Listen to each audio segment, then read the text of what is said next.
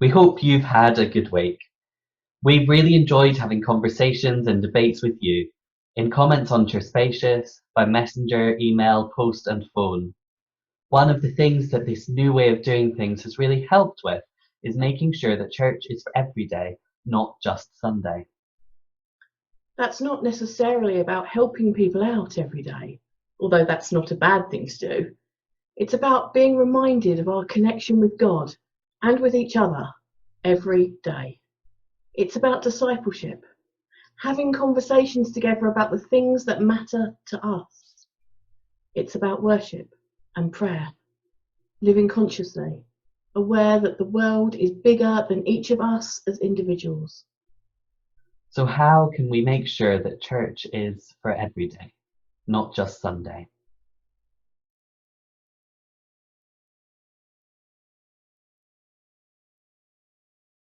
Today's story starts about waiting. We're doing a lot of waiting right now. 7, 8 weeks we've now been in isolation. And it feels like we are waiting for something. God, Boris Johnson, something.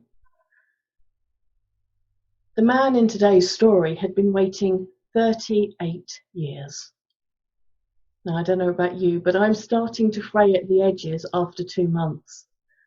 Who knows what 38 years waiting would do? Jesus is on his way to a Jewish festival, and he stops at a pool that's famous for healing. The idea is that when the water in this pool gets all kind of stirred up, the first person to get in the pool is healed.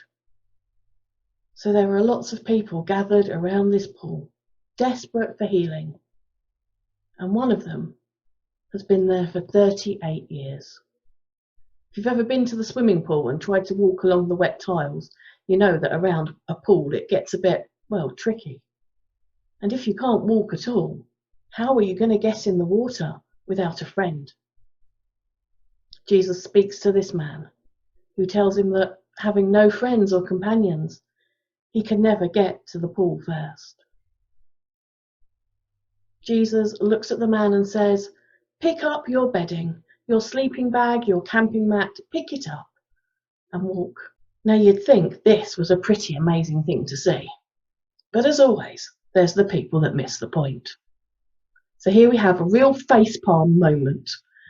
The man who has been lying there for 38 years has picked up his bedding and he's walking, and people say to him, "Why are you carrying your bedding around? It's the Sabbath."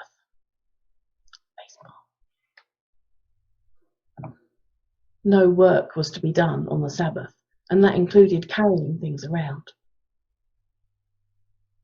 The man explains about Jesus and the healing, but can't point Jesus out as Jesus has gone. But then Jesus does some follow-up. He does what we should all do. Our encounters with people shouldn't be one-offs. We should follow up. We should check on how people are doing.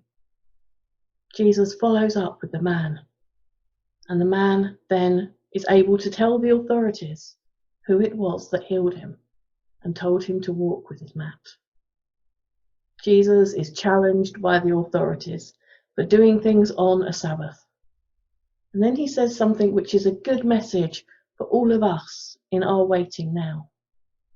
He says, "My Father is working straight through, even on the Sabbath, and so am I."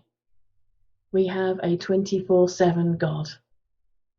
24 hours a day, 7 days a week, 365 days a year. God is here. There's so much in that story that I could talk for hours. Don't worry though, I won't. I just want to talk about what it could look like to be church every day and what it could look like to take Sabbath seriously. So what could it mean to be church every day? There are some ways in which churches are already good at talking about this. We talk about what it means to be a good person, or to help others, or to have a regular prayer and devotional life. And all of that stuff is fine to an extent, but it can also be used to make people feel like they aren't good enough, or they aren't doing it right, or to encourage people to hide how they really feel. And that's not okay. If being church every day means being nice all of the time, what about those days that you're really just not called to be nice? You really don't feel like it, or actually being nice would compound an injustice. I mean, Jesus turned over tables in the temple after all. Angry rebellion about injustice can be part of being church every day too. If being church every day means having a regular prayer and devotional life, what about those days that you just really don't know what to say? Or prayer or reading just feels like a chore? Jesus took time off to practice self-care after all. Bubble baths, walks through the wood, and plenty of chocolate can be part of being church every day too. If being church every day is about helping others, what about the days you only have enough spoons, enough time, energy, copiness to help yourself? The disciples had to learn to let go and let God. That was part of being church for them. That's why we hear and see Jesus teaching them about it. Think about the feeding of the 5,000, for example. Jesus had to teach the disciples that they couldn't do everything.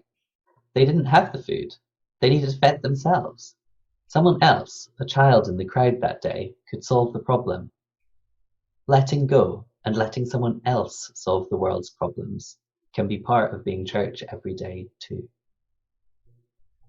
So if being church every day isn't what we thought it was about, what is it about? The thing I found interesting about today's reading is how many people Jesus was connecting with. He was connecting with people who shared his faith tradition by traveling to a Jewish festival.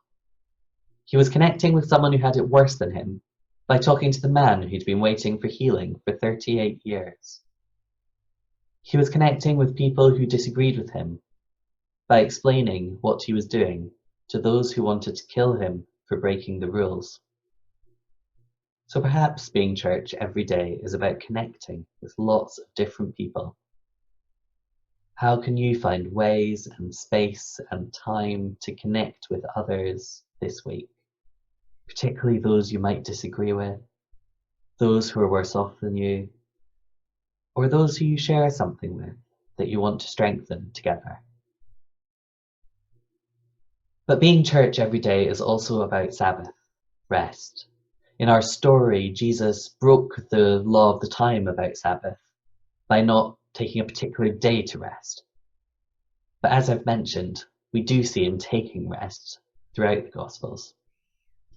You can't pour from an empty vessel. You need to take time to be filled.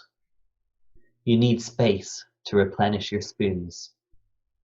You need to be cared for and to care for yourself. That's why we post about rest every Saturday. It's not about saying that we're better at Sabbath than other people or telling people what to do. It's about reminding ourselves and each other that it's okay to not respond to every message or comment immediately or go to every argument you're invited to. Even in today's fast-paced world, it's okay to take time to just be. Be church. Connect. Rest. Amen.